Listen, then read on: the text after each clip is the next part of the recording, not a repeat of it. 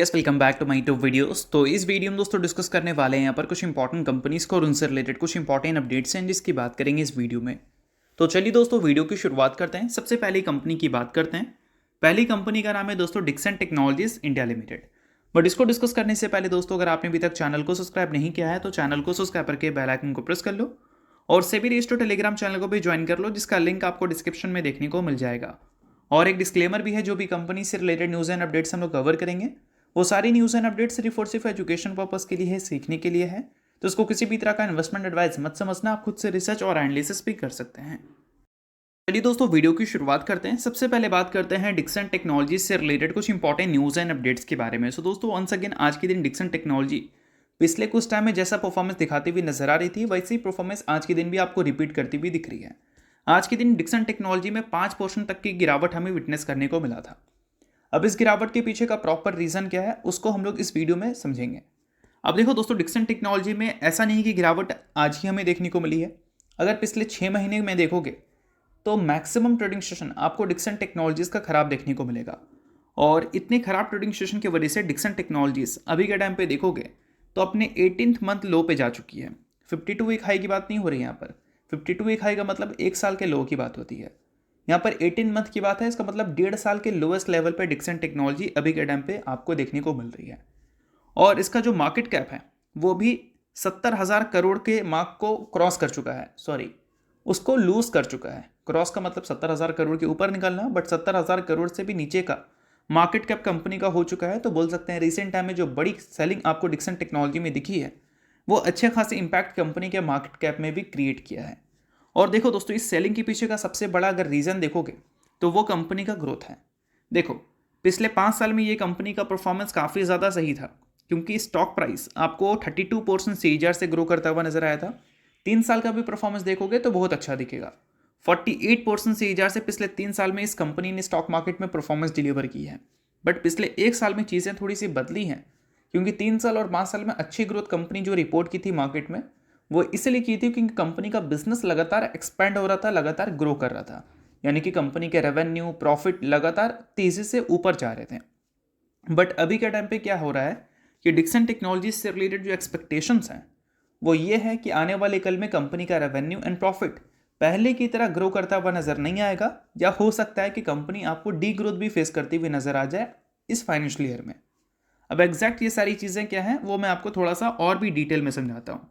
सो अब दोस्तों वीडियो में आगे बढ़ने से पहले बात कर लेते हैं एक सेबी रजिस्टर्ड टेलीग्राम चैनल के बारे में जिसका नाम है ट्रेडर पाजी। अब ये सेबी रजिस्टर्ड रिसर्च एनालिस्ट हैं जिनका रजिस्ट्रेशन नंबर आपको यहाँ पर देखने को मिलता है और इनको 8 साल से भी ज़्यादा का एक्सपीरियंस है ऑप्शन एंड स्विंग ट्रेडिंग में। साथ में 3,000 से भी ज़्यादा लोगों को ऑलरेडी ये ट्रेन कर चुके हैं। तो इनके टेलीग्राम चैनल का जो लिंक है वो आपको डिस्क्रिप्शन में देखने को मिल जाएगा। लिंक के थ्रू जाकर जरूर इस चैनल को आप ज्वाइन कर लेना। ज्वाइन करने का सबसे बड़ा प्लस पॉइंट ये है कि काफ़ी सारी कंपनी के टेक्निकल्स को प्रॉपर एनालिसिस कर यहाँ अपडेट किया जाता है, जो कि अभी आपको यूट्यूब पे तो देखने को नहीं मिलता, जिसको आप यहाँ पर आकर ज़रूर चेकआउट कर सकते हैं। उसके अलावा दोस्तों मार्केट से रिलेटेड जो समरी होती हैं वो सारी चीज़ें आपको यहाँ पर देखने को मिलती हैं। मार्केट से रिलेटेड जो इंपॉर्टेंट न्यूज़ एंड अपडेट्स होता है वो भी आपको यहाँ पर देखने को मिलता है। साथ में सेबी रजिस्टर्ड टेलीग्राम चैनल है तो इनके कॉल्स वगैरह भी दिखते हैं, जिसको भी चाहो तो आप चेकआउट कर सकते हो। तो लिंक डिस्क्रिप्शन में है, लिंक के थ्रू जाकर बिल्कुल फ्री ऑफ कॉस्ट आप इस टेलीग्राम चैनल को ज्वाइन कर सकते हैं। तो देखो दोस्तों, एक चीज़ बैक टू बैक आपको हाईलाइट होती हुई दिख रही है ब्रोकरेज हाउस की तरफ से, और वो है मेमोरी का प्राइसेस। अभी रिसेंटली बताया गया था कि मेमोरी का जो प्राइसेस है वो काफ़ी ज़्यादा बढ़ चुका है। इस वजह से जो मोबाइल वॉल्यूम्स है कंपनी के वो आने वाले कल में डिप हो सकते हैं। और साथ में कंपनी का जो जॉइंट वेंचर अप्रूवल है उसमें भी एक अच्छी खासी डिले हमें देखने को मिल रही है। ये भी एक कंसर्न क्रिएट हुआ है डिक्सन टेक्नोलॉजीज़ के लिए। और साथ में मोबाइल PLI स्कीम का जो बेनिफिट कंपनी लेती थी उसकी भी एक्सपायरी हो चुकी है, जिसकी वजह से नियर टर्म परफॉर्मेंस कंपनी का इम्पैक्ट फेस कर सकते हैं। यानी कि आने वाले कल की परफॉर्मेंस कंपनी का इम्पैक्ट हो सकता है मोबाइल PLI एक्सपायरी की वजह से। ये कंपनी का जो टोटल रेवेन्यू है उसका मैक्सिमम हिस्सा मोबाइल सेगमेंट से ही जनरेट कंपनी करती है, और उसी सेगमेंट को लेकर मल्टीपल कंसर्न हमें विटनेस करने को मिल रही है ब्रोकरेज हाउस के रिपोर्ट में। जिसमें मेमोरी की प्राइसेस की वजह से क्या होगा कि मोबाइल का प्राइसेस इंक्रीज होगा, जिस केस में कंपनी कम मैन्युफैक्चरिंग करने की कोशिश करेगी और इस केस में कंपनी के वॉल्यूम्स इससे इम्पैक्ट हो सकते हैं। और PLI स्कीम का जो बेनिफिट कंपनी को मिलता था, एक टाइम पे सबसे ज़्यादा PLI स्कीम का बेनिफिट यही कंपनी उठाई है, और मल्टीपल PLI स्कीम की एक्सपायरी हो रही है। इस वजह से ये कंपनी में एक ग्रोथ कंसर्न क्रिएट हुआ है। भले कंपनी के मैनेजमेंट ये सारी चीज़ों को एक्सेप्ट नहीं कर रही है, मैनेजमेंट अभी भी बोल रही है कि 2028 के फाइनेंशियल ईयर तक अपने रेवेन्यू को ये 2.5 गुना कर लेंगे, बट ब्रोकरेज हाउस के रिपोर्ट में लगातार इस कंपनी के ग्रोथ कंसर्न हमें देखने को मिल रहे हैं। और साथ में ये भी बताया गया है 2026 के फाइनेंशियल ईयर को लेकर जो कंपनी ने गाइडेंस दे रखा था उसको भी कंपनी कम कर सकती है, इस चीज़ को नोट करना। और ये सारी चीज़ों का मतलब ये है कि आने वाले Q3 के जो अर्निंग्स हैं वो काफ़ी ज़्यादा इंपॉर्टेंट रोल प्ले करेंगे ग्रोथ के मैटर से भी और गाइडेंस के मैटर से भी। और अभी रिसेंटली HSBC ने एक्सपेक्ट किया है कि इसके जो Q3 के अर्निंग्स हमें देखने को मिलेंगे उसमें भी हमें म्यूटेड परफॉर्मेंस देखने को मिले, और साथ में CLSA ने भी ये सारी चीज़ें मेंशन की थी। तो इस वजह से ये सारी चीज़ें काफ़ी इंपॉर्टेंट बन जाएगा डिक्सन टेक्नोलॉजी के आने वाले परफॉर्मेंस के लिए। तो अगर आप डिक्सन टेक्नोलॉजी में लगातार गिरावट देख रहे हैं तो उसके प्रॉपर रीज़न यही है। तो आई होप आपको गिरावट का कंप्लीट रीज़न समझ आ गया होगा। इसके अलावा दोस्तों कंपनी में जो इतनी ज़्यादा वॉलेटिलिटी दिख रही है इसको काउंटर करना है तो प्रॉपर एनालिसिस करना होगा। तो इसके लिए आप मेरे टेलीग्राम चैनल को ज्वाइन कर सकते हैं, जहाँ पर काफ़ी सारी कंपनी के टेक्निकल्स को प्रॉपर एनालिसिस कर अपडेट किया जाता है। और ये एक सेबी रजिस्टर्ड टेलीग्राम चैनल है, तो इसका लिंक आपको डिस्क्रिप्शन में देखने को मिल जाएगा। लिंक के थ्रू जाकर डेफिनेटली चैनल को आप ज्वाइन कर लेना। सो अब दोस्तों बात करते हैं अगली कंपनी के बारे में, जिसका नाम है टाटा एलेक्सी लिमिटेड। तो दोस्तों आज के दिन टाटा एलेक्सी अपने Q3 के अर्निंग्स को रिपोर्ट करने वाली है। और Q3 के अर्निंग्स कंपनी के लिए बहुत ज़्यादा मैटर करेंगे, क्योंकि रिसेंटली JP मॉर्गन की रिपोर्ट में बताया गया था कि AR&D सेगमेंट में एक इम्प्रूवमेंट हमें देखने को मिल रही है, और जो भी टेक कंपनी वहाँ पर सर्विसेज देती है उसके बिजनेस में भी इम्प्रूवमेंट हमें देखने को मिल सकता है। तो इसका मतलब क्या है कि कंपनी के अर्निंग्स चाहे हमें कैसे भी देखने को मिले, कंपनी के गाइडेंस बहुत ज़्यादा मैटर करेंगे कि आने वाले कल को लेकर कंपनी क्या एक्सपेक्ट कर रही है। अब एग्जैक्ट कंपनी के अर्निंग्स से मार्केट क्या उम्मीद कर रही है उसकी भी हम लोग बात कर लेते हैं। तो देखो यहाँ पर बहुत सारी चीज़ें मेंशन की गई हैं, लाइक कंपनी के जो मार्जिन है उसमें 47 बेसिस पॉइंट से हमें इंप्रूवमेंट देखने को मिल सकता है।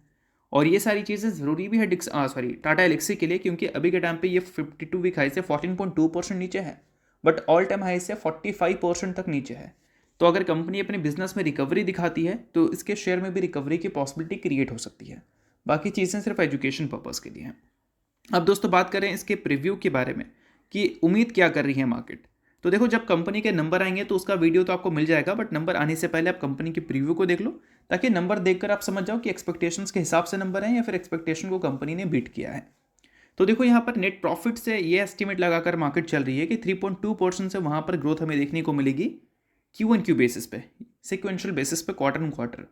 और वही कंपनी के रेवेन्यू की बात करें तो वहाँ पर 3.4% से ही ग्रोथ देखने को मिलेगी। वहाँ पर 3.2 था, सॉरी, यहाँ पर 3.4 है। और 3.4% से ग्रो कर कंपनी का रेवेन्यू 949 करोड़ रिपोर्ट होगा, और वही कंपनी का प्रॉफिट 160 करोड़ रिपोर्ट होगा। तो ये मार्केट एज्यूम कर चल रही है कि ऐसे नंबर कंपनी की रिपोर्ट होंगे। तो ग्रोथ डिसेंट ही है, ग्रोथ कोई आउटस्टैंडिंग नहीं है, बट ग्रोथ से ज़्यादा मुझे पर्सनली कंपनी के गाइडेंस में इंटरेस्ट है, क्योंकि JP मॉर्गन की रिपोर्ट अगर सच है तो कहीं ना कहीं ये सारी चीज़ें टाटा एलेक्सी के मुंह से भी हमें सुनने को मिल सकती है। तो इस वजह से कंपनी के गाइडेंस को भी देख लेना कंपनी के नंबर्स के साथ। और दोस्तों बात करें अब अगली कंपनी के बारे में, जिसका नाम है BSE लिमिटेड। बट BSE को डिस्कस करने से पहले दोस्तों अगर आपने अभी तक सेबी रजिस्टर्ड टेलीग्राम चैनल को ज्वाइन नहीं किया है तो उसको जाकर आप ज्वाइन कर लो, लिंक आपको डिस्क्रिप्शन में देखने को मिल जाएगा। और अगर आपको वीडियो अच्छा लग रहा है तो वीडियो को लाइक कर देना, चैनल को भी सब्सक्राइब कर लेना, ताकि आने वाली वीडियोज़ के भी नोटिफिकेशन आपको मिल सके। अब दोस्तों बात करते हैं BSE के बारे में। तो देखो BSE कल के दिन काफ़ी अच्छा परफॉर्मेंस करती हुई दिखी थी। कल के दिन मैं बिजी था, इस वजह से वीडियो के थ्रू उस चीज़ को हमने डिस्कस नहीं किया। और आज के दिन भी अगर देखोगे तो BSE की परफॉर्मेंस हमें अच्छी ही देखने को मिली है। अब BSE की परफॉर्मेंस बैक टू बैक जो अच्छी रही है, इसके पीछे का रीज़न ये है कि NSE की IPO की बज़ क्रिएट हो रही है, और इस वजह से BSE अपने नियर रिकॉर्ड हाई के आसपास देखने को मिल रही है। अब एग्जैक्ट देखोगे तो BSE से रिलेटेड जो सेंटिमेंट्स हैं वो हमें ख़राब होता हुआ देखने को नहीं मिला था। BSE सिर्फ मार्केट के परफॉर्मेंस की वजह से गिर रही थी। अगर कंपनी के बिजनेस की बात करें तो मेन कंपनी का जो पैसा है वो इक्विटी डेरिवेटिव से बनता है, और इक्विटी डेरिवेटिव के जो टर्नओवर हैं वो BSE के साइड पे तो काफ़ी ज़बरदस्त हमें देखने को मिल रहे हैं। अगर हम जनवरी मंथ का डेटा देखें तो एवरेज जो हमें देखने को मिल रहा है पर डे का डेली प्रीमियम टर्नओवर वो 21,000 करोड़ के ऊपर दिख रहा है। और अगर हम बात करें पिछले एक साल के डेटा के बारे में तो हर जो महीने का पर डे का एवरेज था उससे ये नंबर ज़्यादा है। तो मतलब Q3 की शुरुआत तो कंपनी ने काफ़ी सही किया। तो बिजनेस से रिलेटेड कोई भी खराब सेंटिमेंट कंपनी का है नहीं, मार्केट की वजह से बस कंपनी बिट रही थी। और अभी एनएससी के आईपीओ की वजह से कंपनी थोड़ी सी लाइमलाइट में आ चुकी है, क्योंकि इस वजह से ये जो एक्सचेंज वाली सेगमेंट है जिसमें बीएससी और एनएससी आपको मार्केट में देखने को मिलेगी, उसमें जो ट्रेडिंग्स हैं और वॉल्यूम्स हैं वो इंक्रीज हो सकता है, और इस वजह से बीएससी में वॉलेटिलिटी आपको थोड़ी सी कम देखने को मिल सकती है, स्टेबिलिटी ज़्यादा देखने को मिल सकती है।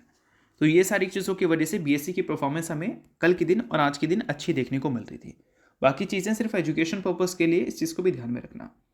तो चलिए अब बात करते हैं अगली कंपनी के बारे में। नाम है दोस्तों एंजल वन। परसों कंपनी बोर्ड मीटिंग कंडक्ट करने वाली है, यानी कि 15 जनवरी को, जिस बोर्ड मीटिंग में कंपनी अपने Q3 के अर्निंग्स को रिपोर्ट करेगी और इसके साथ कंपनी पहली बार स्प्लिट अनाउंसमेंट आपको करती हुई नजर आ सकती है, और 2026 के फाइनेंशियल ईयर का पहला इंटरम डिविडेंड भी कंपनी आपको देती हुई नजर आ सकती है। सो अगर आप एंजल वन के इन्वेस्टर हैं तो बेशक इस न्यूज़ को आप नोट कर सकते हैं, इन्वेस्टर नहीं है आप इग्नोर कर सकते हैं, न्यूज़ थी इस वजह से मैंने बता दिया, बाकी ये किसी भी तरह का रिकमेंडेशन नहीं है। तो होप करता हूँ ये वीडियो आपको अच्छा लगा होगा, और लाइक कीजिए, पहली बार सब्सक्राइब कीजिए। के लिए बहुत बहुत शुक्रिया।